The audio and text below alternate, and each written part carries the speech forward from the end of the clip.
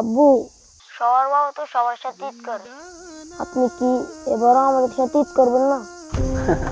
বাবা, আমি চলে আসলে এখানে ঈদের নামাজ পড়াবে কে? তুমি চিন্তা করো না, আমি ঈদের দিনে তো চলে আসতেছি ইনশাল্লাহ, সমস্যা নেই। আচ্ছা। আর আব্বু, আমার বন্ধুরা সবাই ঈদের কাপড় কিনে নিচ্ছে, আমি কবে কিনবো?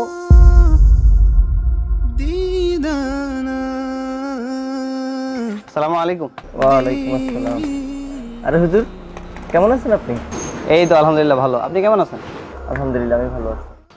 শফিক ভাই, আপনার কাছে একটা কাজে আসছিলাম, একটা দরকার আসছিলাম আর কি। বলেন না, বলেন কি দরকার?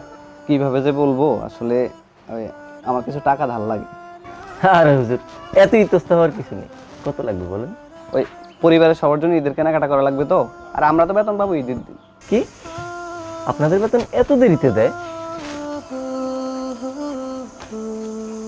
এক, দুই, তিন, চার, পাঁচ। এলেন হুজুর, এটা রাখেন, আর বাকিটা আমি দেখতেছি। আর ওই ধার দেনার ব্যাপারে সভাপতি সাহেবের কাছে কিছু বললেন না? হ্যাঁ, না না, সমস্যা নেই। ঠিক আছে, সালাম।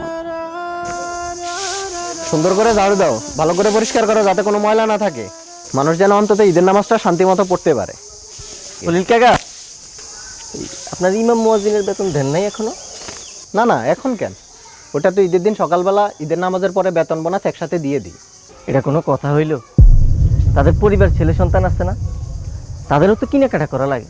কিন্তু আপনি যদি ঈদের দিন তাদেরকে টাকাটা দেন, তারা কেনাকাটা করবে কখন?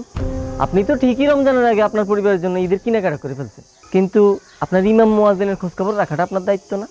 না, আসলে আমাদের সব টাকা হাতে আসে ঈদগায়, তাই একসাথে ওই সময় দেই আর কি। আমি জানি রমজানে তাদেরকে হাদিয়া বাড়িয়ে দেওয়া হয়, কিন্তু সব একসাথে ঈদের দিনের জন্য ধরে না রেখে আপনাদের উচিত 20 রমজানের পরে তাদেরকে তাদের হাদিয়ার অর্ধেক টাকা দিয়ে দেওয়া, যাতে তারাও তাদের পরিবারের মুখে হাসি ফোটাতে পারে। এটা তো তুমি অনেক সুন্দর কথা বলছো শফিক।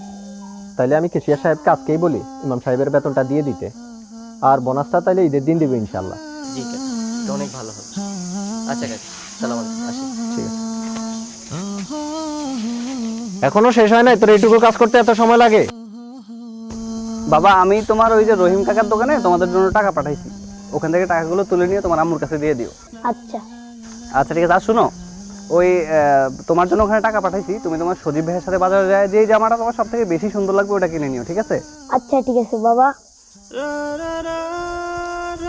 মা, আব্বু টাকা দিছে। ইমাম মুয়াজ্জিনদের পরিবার, ছেলে সন্তান তাকিয়ে থাকে তাদের দিকে। সুতরাং ঈদের আগে আগেই তাদের পাওনা পরিশোধ করুন।